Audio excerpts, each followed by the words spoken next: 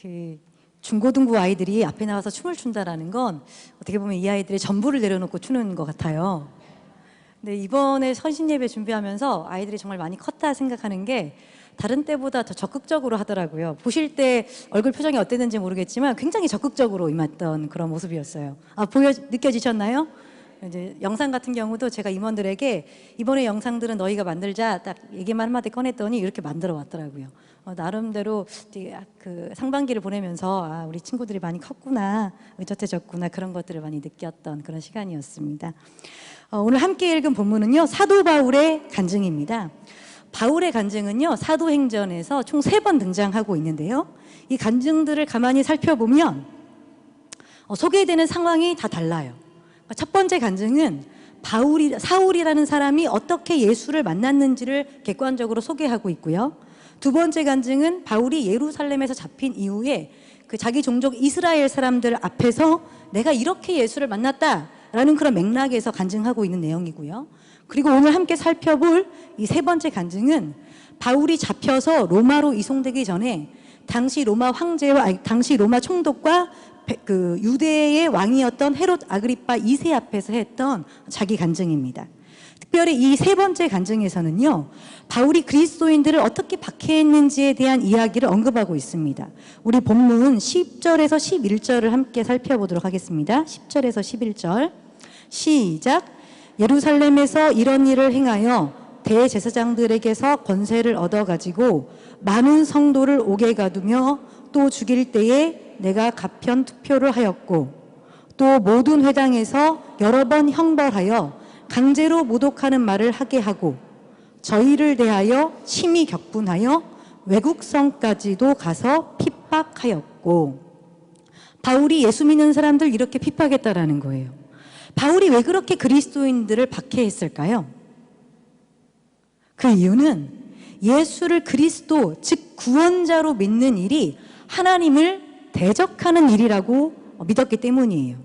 그래서 그는 자기가 믿는 종교적인 확신에 위배되는 사람들을 먼 데까지 가서 잡아올 만큼 종교적인 열심을 가지고 살았던 사람이었습니다.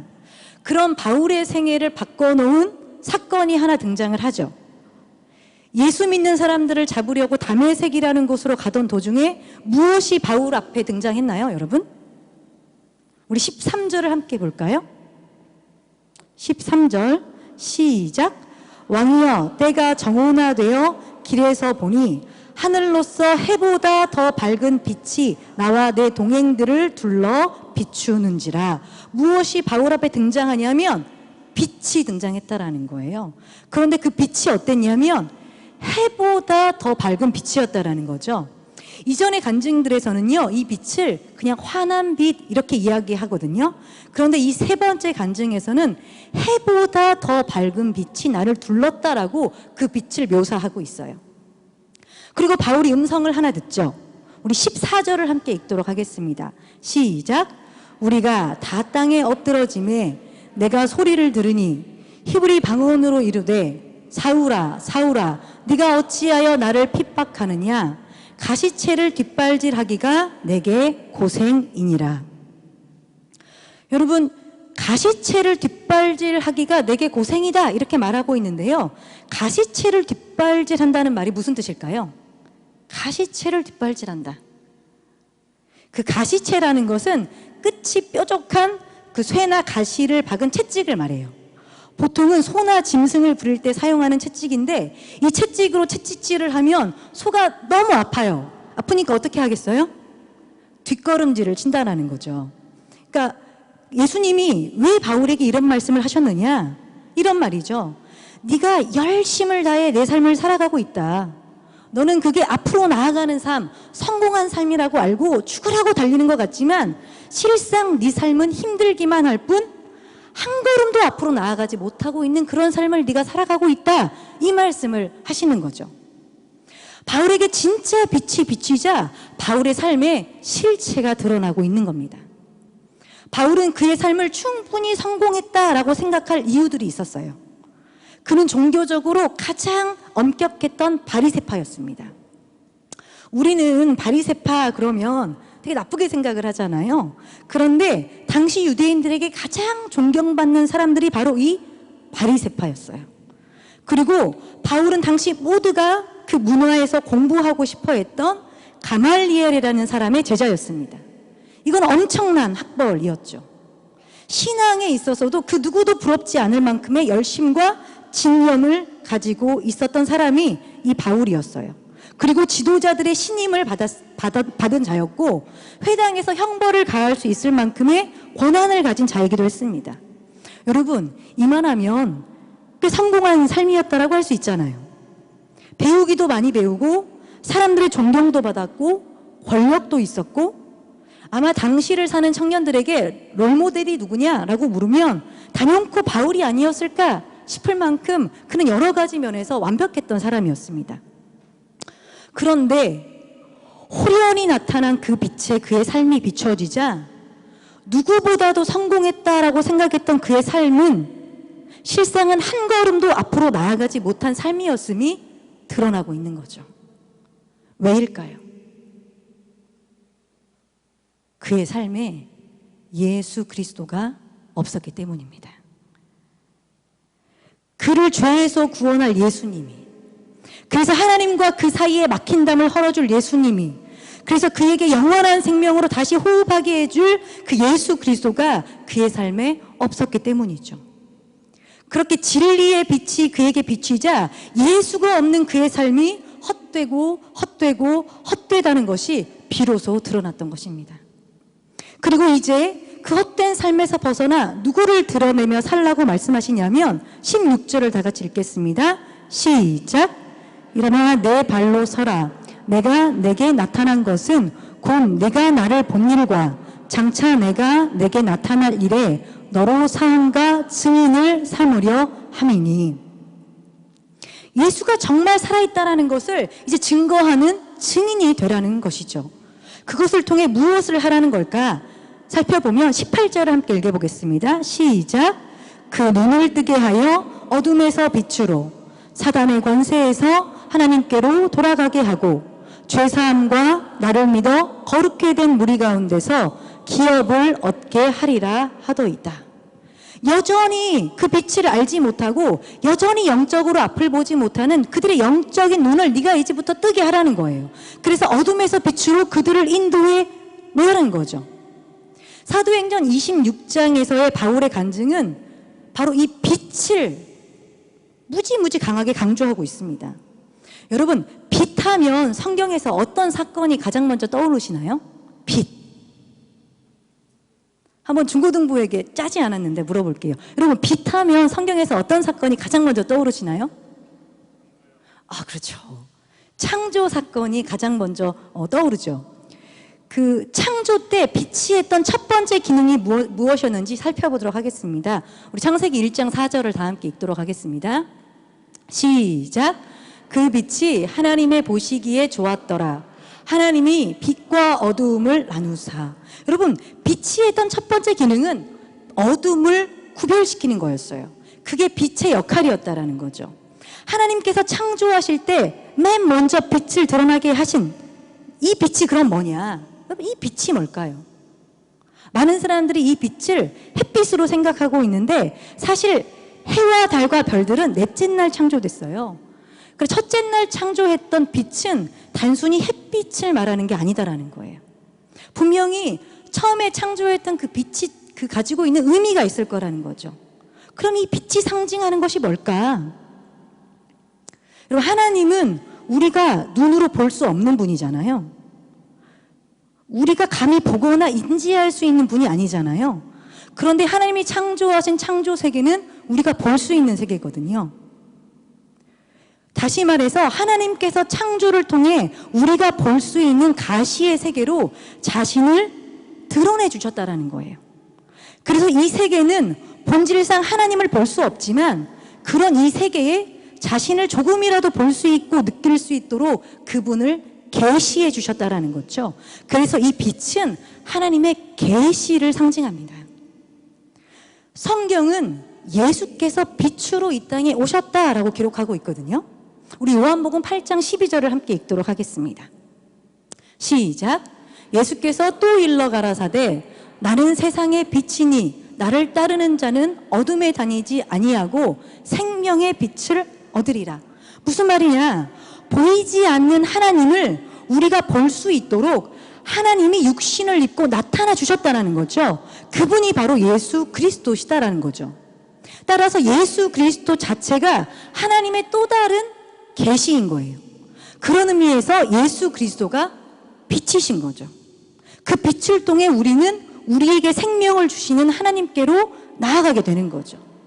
세상은 두 종류의 사람이 존재합니다. 하나는 빛을 보는 자, 다른 하나는 빛을 보지 못하는 자. 다른 말로 이야기하면 하나는 진리를 깨닫고 하나님께 나아가는 자, 다른 하나는 진리를 깨닫지 못하고 하나님께 나아가지 못하는 자. 그런데 이건 우리 힘으로만 할 수 있는 일은 아닌 것 같아요. 바울이 빛을 보았던 것이 아니라 엄밀히 말하면 그에게 빛이 비추어진 거잖아요. 마찬가지로 그 빛이 우리에게도 비춰져야 우리가 그 빛을 볼 수 있다는 거죠. 그런데 그 빛이 우리에게도 나타났습니다. 사도 바울처럼 사울아 사울아 네가 어찌하여 나를 핍박하느냐 그러면서 해보다 환한 빛으로 우리에게 나타나지 않으셨지만 빛이신 예수께서 우리에게 오셨잖아요. 그래서 우리를 그 빛으로 인도하고 계시잖아요. 스스로를 바라보며 내가 아무것도 아닌 죄인이구나 이 사실이 깨닫게 되어진다면 그 빛이 우리에게 비춰진 거죠. 하나님을 향하지 않는 나의 열심은 결국 헛된 것임을 깨닫고 창조주 하나님께로 우리의 소망을 두고 살아가고 있다면 그 빛이 우리에게 비춰진 거죠. 왜냐? 그게 바로 어둠인 죄를 구별하고 진리로 걸어가게 하는 빛의 능력이기 때문입니다. 그럼 그렇게 빛이 비춰진 자들은 무엇을 붙잡고 살아야 할까요? 요한복음 1장 1절에서 4절을 우리 함께 교독하도록 하겠습니다. 제가 먼저 읽도록 하겠습니다. 태초에 말씀이 계시니라 이 말씀이 하나님과 함께 계셨으니 이 말씀은 곧 하나님이시니라.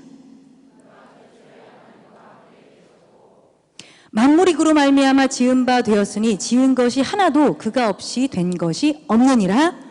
그 안에 생명이 있었으니 이 생명은 사람들의 빛이라. 여러분 태초에 말씀이 계셨습니다. 그 말씀이 바로 예수님이신 거죠. 그런데 그 예수님이 곧 무엇이라고요? 세상의 빛이라고 말씀하고 있어요. 그럼 우리가 이제까지 생각했던 말씀들을 정리해보면 빛 이퀄 말씀 이퀄 예수님이라는 공식이 성립되는 거잖아요. 그 공식이 성립될 수 있는 것은 빛이 보이지 않는 하나님을 계시했던 것처럼 그리고 예수님이 육신을 입고 보이지 않는 하나님을 계시하신 것처럼 하나님의 말씀 역시 하나님을 계시하고 있기 때문이죠. 고로 하나님의 진리의 빛이 비춰진 사람들은 무엇에 붙들려 살아가야 하는 걸까? 그분을 계시하고 있는 하나님의 말씀에 붙들려 살아가게 된다는 거예요. 그 말씀이 우리를 진리이신 하나님께로 인도하기 때문이죠. 이게 바로 하나님의 나라를 살아가는 것이겠죠. 주 안에 사랑하는 성도 여러분, 진리의 빛이 우리에게 비춰지고 나면 그 빛에 의해 비로소 우리의 그 삶의 실체가 드러납니다. 우리가 아무리 열심히 우리의 삶을 살아간다 할지라도 그리스도 예수가 우리 삶에 없으면 결국 한 걸음도 앞으로 나아가지 못하고 있음이 드러나게 될 것입니다. 우리가 그토록 갈구하는 재물, 인맥, 성적, 스펙, 사랑, 결혼, 우정 그것이 그리스도 예수 위에 기반되지 않으면 결국 우리가 누리고 있다라고 생각하는 행복이라는 감정, 우리가 몰두하고 있는 성공이라는 목표, 나를 안전하게 해줄 거라고 믿고 기대하며 내가 붙잡고 있는 그 모든 것이 헛된 모래성이 될 거라는 사실이 언젠가는 드러나게 되겠죠. 그러나 우리가 세상의 기준에서 전혀 앞서지 못하는 사람 같을지라도 우리 삶에 예수 그리스도가 계시다면 그는 이미 앞을 향해 달리고 있는 자라는 사실이 언젠가는 드러나게 될 것입니다. 주 안에 살아가는 성도 여러분, 바울이 이 간증을 지금 누구에게 하고 있나요? 로마의 총독과 유다 땅의 왕에게 하고 있다는 거예요. 여러분, 이들은 모든 것을 가진 사람들이었습니다. 모든 것을 누리고 있는 사람들이었습니다. 많은 사람들이 부러워할 앞선 자들로 인식되었던 자들이었습니다. 그러나 너희의 삶에 그리스도 예수가 없기에 결국은 한 걸음도 앞으로 나아가지 못한 그런 삶을 너희가 살아가고 있다라고 왕과 총독 앞에 지금 사도 바울은 그들의 삶을 자신의 삶을 통해서 해석해주고 있는 것이죠. 그럼 여러분, 이들이 이 말을 듣고 어떻게 반응했을까요? 아, 우리가 잘못 살았구나. 그럼 우리가 어떻게 삶을 살아야 할까? 그렇게 바울에게 물었을까요? 우리 본문에서 읽지 않았지만 사도행전 26장 24절을 함께 읽도록 하겠습니다. 시작. 바울이 이같이 변명하매 베스도가 크게 소리하여 가로되 바울아 네가 미쳤도다. 내 많은 학문이 너를 미치게 한다 하니. 미쳤구나. 그들이 바울을 향해 바울 네가 미쳤구나 지금 그렇게 말하고 있다라는 거예요. 그런데 여러분, 이런 그들의 반응은 전혀 놀랄 게 아니잖아요. 우리 요한복음 1장 5절을 함께 읽도록 하겠습니다. 시작. 빛이 어두움에 비추되 어둠이 깨닫지 못하더라. 이 빛이 우리에게 비춰진다고 해서 모두가 그 진리를 깨달을 수 있는 것은 아니다라는 거죠. 이 진리가 깨닫게 되는 것 역시 은혜라는 사실을 우리는 오늘 바울의 간증을 듣고 있는, 그리고 반응하고 있는 이 두 사람의 그 반응을 살펴보며 또 생각해 볼 수 있는 것 같아요. 우리에게는 그 진리를 깨닫는 은혜가 주어지기를 간절히 소원합니다. 모든 것을 가졌던 솔로몬이 그의 말년에 그의 삶을 되돌아보니 하나님이 없는 나의 삶이 헛되었다라고 고백했던 것처럼 우리 역시 그리스도가 없는 우리의 모든 삶은 결국 헛됨을 깨닫게 되기를 간절히 소원합니다.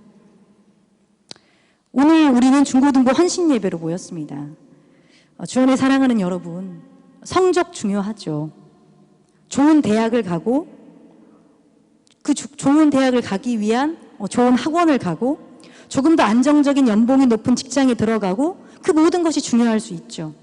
여러분의 꿈을 쫓고 이성 친구를 만나고 재능을 키우고 관계를 넓히고 세상이 여러분에게 점수를 먹이는 그 성공한 삶을 쫓는 것 중요하지 않다라고 말하지는 않겠습니다.